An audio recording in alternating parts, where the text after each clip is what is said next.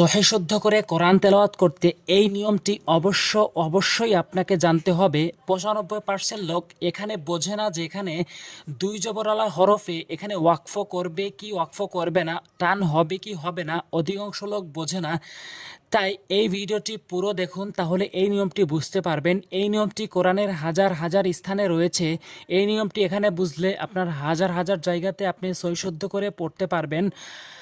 আর অবশ্যই আমার 30টি ভিডিও দেখার চেষ্টা করবেন। আমি কোরআন শরীফ সহিহ শুদ্ধ করে পড়ার জন্য 30টি পর্ব সাজিয়েছি, তারই আজকে 14 নম্বর পর্ব। এবং এই 14 নম্বর পর্বে রয়েছে আওয়াজের পরিচয়। আওয়াজের পরিচয় ভালো করে বুঝবেন। আর ভিডিওতে অবশ্যই লাইক দিবেন, সাবস্ক্রাইব করবেন পরবর্তী ভিডিও পাওয়ার জন্য। আর পরবর্তী ভিডিওগুলোতে আমি অনেক গুরুত্বপূর্ণ নিয়ম কানুন নিয়ে আসবো, যেই নিয়ম কানুন বুঝিয়ে কিভাবে প্রয়োগ করে সহিহ শুদ্ধ করে তেলাওয়াত করতে হয় এই বিষয়গুলো স্পষ্ট করে বলবো। তাই অবশ্যই ভিডিওতে লাইক দিন আর পরবর্তী ভিডিওগুলো পাওয়ার জন্য সাবস্ক্রাইব করুন। দেখুন, এই আজকে আওয়াজের নিয়ম, এই 14 নম্বর পর্বে আওয়াজের নিয়ম বুঝবো। আওয়াজের পরিচয় একবার আগে বাংলাটা পড়ে নিই। যেমন গোলতা ব্যতীত, ভালো করে বুঝবেন।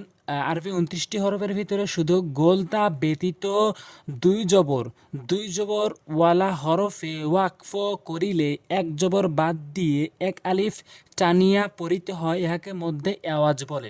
কথাটি ভালো করে বুঝবেন, উদাহরণে বলছি। যেমন এখানে দালের উপরে এখানে দাল, দেখুন প্রত্যেকটি উদাহরণ এখানে নিয়ে আসছে। এখানে দুই জবরওয়ালা হরফে এক জবর বাদ দিবেন। এখানে দুই জবরওয়ালা হরফে এক জবর বাদ দিয়ে এক আলিফ টেনে পড়বেন, শুধু গোলতা ব্যতীত। এভাবে হামজা জবর আ, বা জবর বা, আবা, দাল আলিফ দুই জবর দান, আবা দান, আবা দান। এখানে আলিফ ও বা দ্রুত পড়েছি হরকতের কারণে আবা, দেখুন 1 সেকেন্ডেই পড়েছি আবা।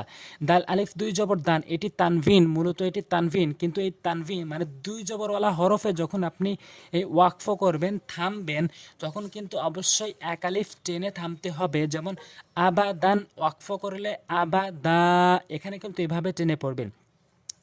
এই নিয়মটি কোরআন তেলাওয়াত করতে যেখানে আসুক না কেন, দুই জবর ওয়াকফ যদি থাকে তাহলে এক জবর বাদ দিয়ে এক আলিফ টেনে পড়বেন।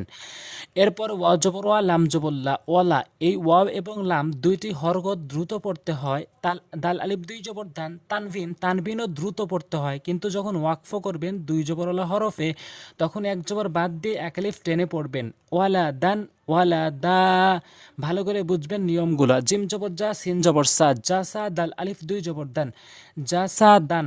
এই দালের উপরে দুইটি জবর রয়েছে, এখান থেকে একটি জবর বাদ দিবেন। এটি হচ্ছে আওয়াজের নিয়ম।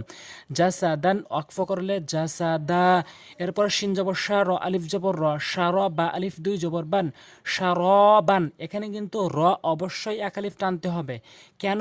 আশা করি এই নিয়মটি বোঝেন। তারপরে বলছি, জবরের পরে খালি আলিফ থাকাটা মদের হরফ এক আলিফ টানে পড়তে হয়, এবং জেরের বাম পাশে যজমালা ইয়া থাকাটা মদের হরফ এক আলিফ টেনে পড়তে হয়, এবং পেশের বাম পাশে যজমালা ওয়াও থাকাটা এটি মদের হরফ এক আলিফ টেনে পড়তে হয়, যেমনটি এখানে টেনে পড়তে হবে। এবং এই শিনটি দ্রুত পড়তে হবে হরকত।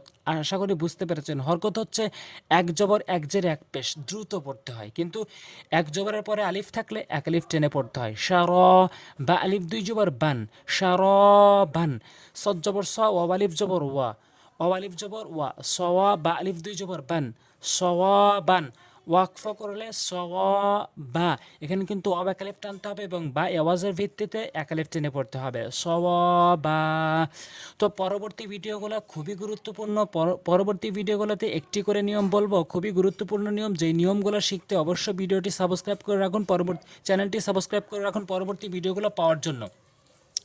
আজ এ পর্যন্তই। আসসালামু আলাইকুম ওয়া রাহমাতুল্লাহ।